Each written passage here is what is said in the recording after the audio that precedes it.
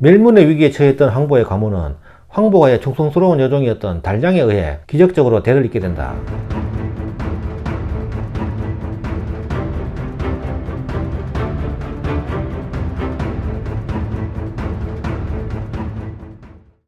단종대의 영의정, 지봉, 황보인 편입니다.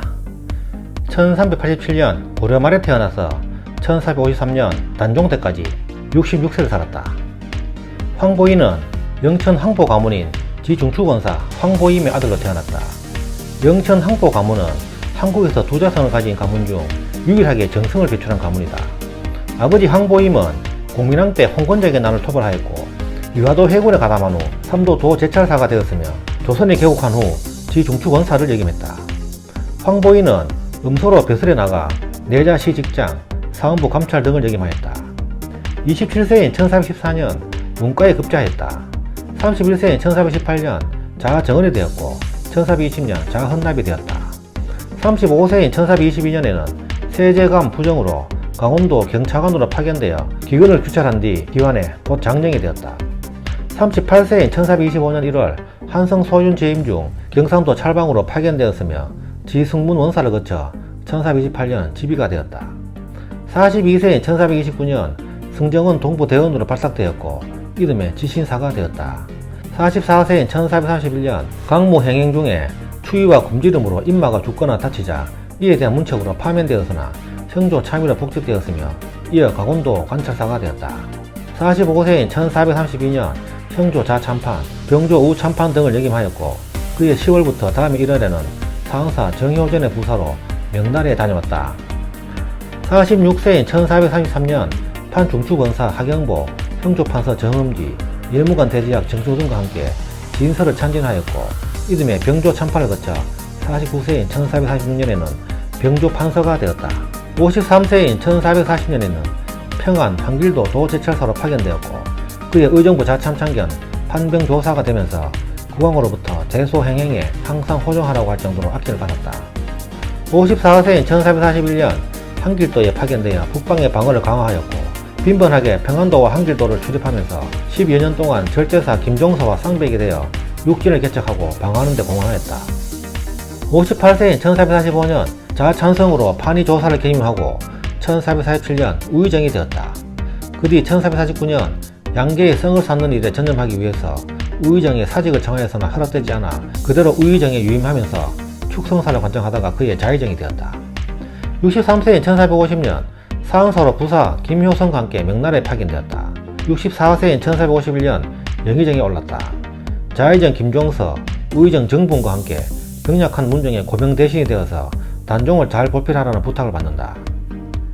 65세인 1452년 총호사가 되어 문종의 국상을 총괄하였고 이듬해에 영춘추관사로서 감춘추관사 김종서 등과 함께 세종실록을 참진하였다.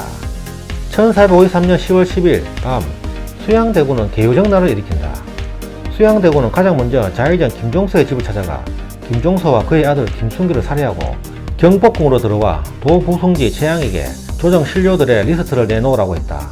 수양대군은 단종의 명을 빙자하여 조정 대신들을 모두 몸종 없이 한 명씩 입건하게 하였고 당시 수양대군에게 협조적이었던 공조판서 정인지, 참판 이계전, 이순지 등은 무사였으나 반대파로 살생부에 적힌 영의정 황보인, 자창성 이양, 이조판서 조국관 등은 수양대군의 신복이었던 홍융성과 함기, 구치관 등의 철퇴를 맞고 모두 살해되었고 거리에 효소되었다.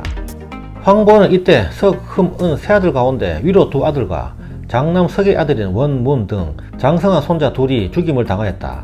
나머지 일족은 뿔뿔이 도망하거나 붙잡혀 섬이나 먼 변방에 관비로 보내져 천민이 되거나 성을 바꿔 숨어 살기도 하였다. 멸문의 위기에 처했던 황보의 가문은 황보가의 충성스러운 여종이었던 달량에 의해 기적적으로 대를 잇게 된다. 황보인은 달량에게 위급한 상황 시 자신의 손자 단이 반드시 살아날 수 있도록 해달라고 부탁을 해두었다. 개유정날이 일어나던 날 황보인의 젖먹이 어린 손자인 황보단을 물동이에 숨겨 머리에 이고 집을 빠져나갔다. 차가운 날씨에 갈 길이 막막한 달량은 황보인의 막내 사위 윤당이 살고 있는 경상북도 봉화군 상운면 닥실마을까지 800여리를 걸어서 피신해왔다. 잘못이 밝혀지면 삼족이 멸하게 되는 때인지라 황보인의 사위 집에서도 반가워할 리가 없었으나 윤당은 어린 조카에게 새 옷을 해 입히고 땅끝까지 피신하라고 하였다. 생명을 보존하려면 도망치는 수밖에 없다는 것을 안 달량은 노자를 얻어 무작정 도망을 치다가 더 이상 도망칠 곳이 없는 동해안 바닷가 호미곶 인근 집신골에 이르러 어렵사리 털을 잡고 업고 온 황보단을 친자식처럼 젖을 먹여 키우고 황보단은 그녀를 어머니로 알고 자란다. 이후 달량은 성인이 된 황보단에게 조상에 대한 슬픈 내력과 그 자초지종을 말하여 주면서 조심히 살 것을 당부하였다. 이곳에서 황보 가문은 한 계집종의 충성스러운 희생으로 간신히 맥을 이어 근 300년 동안 은둔의 세월을 보내게 된다. 성장한 황보단은 가문을 보존하기 위하여 후손들에게 조상의 사실을 전하고 4대를 숨어 살다가 증손 황보억이 포항 내성산 아래 구룡포읍 성동리에 이주해와 집성천을 이루었다. 황보인은 오랫동안 실현되지 못하다가 290년이 지난 1946년 복관되면서 완전히 실현되었고 1758년에는 충정의 시호를 받았다. 이렇게 하여 황보씨의 가문은 다시 되살아났다. 그렇게 되자 지방 유림들과 황보인의 후손들은 1791년 구룡포읍 성동리에 세덕사를 창건하여 수양대군에게 죽임당한 황보인과 그의 장남 석과 차남 흠을 배양하였다. 세덕사는 1841년에 사익서원인 강남서원으로 승격되었으나 1868년 극성대원군의 서원 7편역으로 흘렸다가 1900년에 후손들이 재건립해 오늘날에 이르고 있다. 후손들은 세덕사를 창건할 때 충성스러운 계집종이었던 달량을 감사히 여겨 그녀의 비석도 세덕사 뒷마당에 세워주었다. 노부의 충심을 기리는 피를 세워 후세에 전하는 서원은 우리나라에 이곳 광남서원밖에 없을 것이다. 황보인은 1791년 장릉 충신단에 배식되었고 1804년 집 앞에 정문이 세워졌다. 포항 구룡포읍의 광남서원을 비롯하여 영천의 인고서원, 종성의 행령사에 제향되었다. 황보인은 성품이 인자하고 자애로워 자신보다 낮은 이들도 함부로 대하지 않아 다른 이들의 호감을 많이 샀다고 한다. 황보인은 단종을 잘 볼필하라는 문종의 고명을 받들 때 영의정으로서 항상 선왕의 유지를 받들려 노력하였고 권력에는 전혀 욕심을 품지 않았고 강직하였다고 한다. 수양대군이 개우정난 전에 황보인에게 같이 함께 정권을 바꿔보자고 제안하지만 황보인은 이를 거절함으로써 자의정 김종서, 우의정 정분과 함께 수양대군에게 살해당했다. 수양대군은 이때 당시 3정성을 모두 살해하여 절기를 지킨 이들 3명을 단종의 충신 3상신이라고 한다.